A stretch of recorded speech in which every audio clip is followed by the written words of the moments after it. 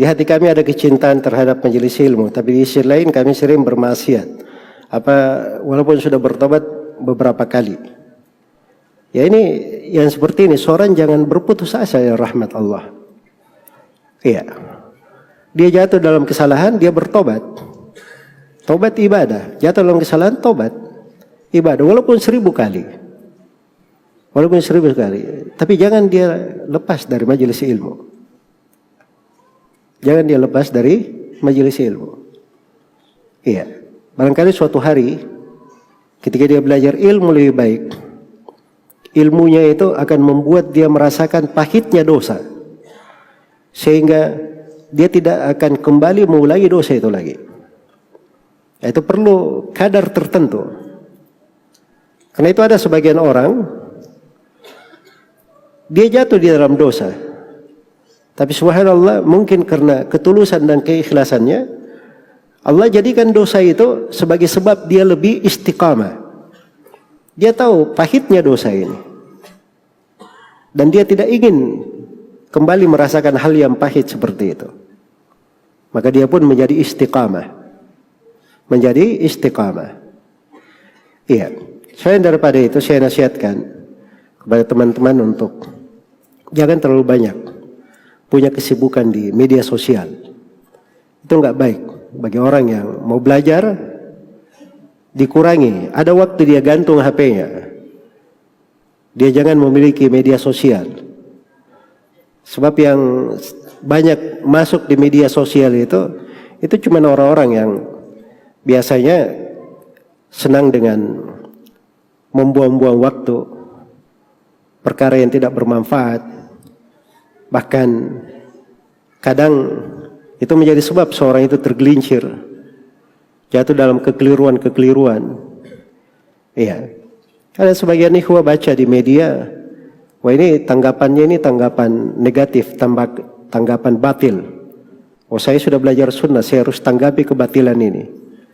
Ya bukannya mau jadi pahlawan kesiangan, tanggapi kebatilan, justru dia yang mendapat syubhat di sana sini. Akhirnya jauh dari kebaikan.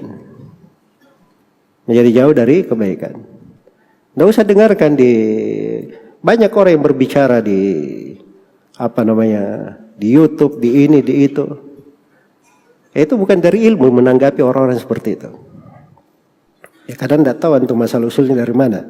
Dari jin atau manusia ini yang memberikan berbicara, yang memberikan bisikan, was-was. Jelas ya? Dan bukan dari akal sehat seorang menanggapi semua orang yang berbicara, siapapun dia. Orang yang punya ilmu itu dasar ilmunya jelas. Dia berbicara dengan ilmu. Dia terangkan ini hak, ini batil. Tidak ada masalah.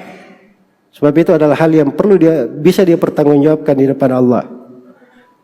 Orang yang diterangkan kebatilannya sudah meninggal pun dia tidak akan berubah. Sebab itu membantu dia di masa dia hidup dan di masa dia meninggal. Dia terangkan ini adalah hal yang keliru supaya orang ini tidak dapat keburukan di hari kiamat kelak. Ada yang membersihkan dari kebatilannya.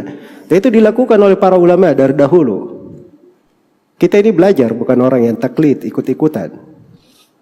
Berbicara karena dasar agama, bukan masalah pribadi dengan orang. Karena itulah hal-hal yang terkait dengan ilmu berjalan di atas jalurnya. Masuk ke media-media seperti itu orang yang cuman orang-orang yang kena musibah saja. Terlanjur dia masuk di tengah musibah, sulit dia keluar. Nah, itu yang kadang kita beri nasihat-nasihat. Supaya daripada dia melihat hal yang batil, kita beri hal yang bagus. Supaya dia sadar. Tapi kalau orang sudah belajar serius, sudah penuntut ilmu, dia tidak perlu hal yang seperti itu. Duduk kepada guru, dia belajar. Belajar ilmu. Ilmu jelas jalannya. Itu baru benar namanya. Baru benar namanya. Semoga Allah memberi taufik pada semuanya.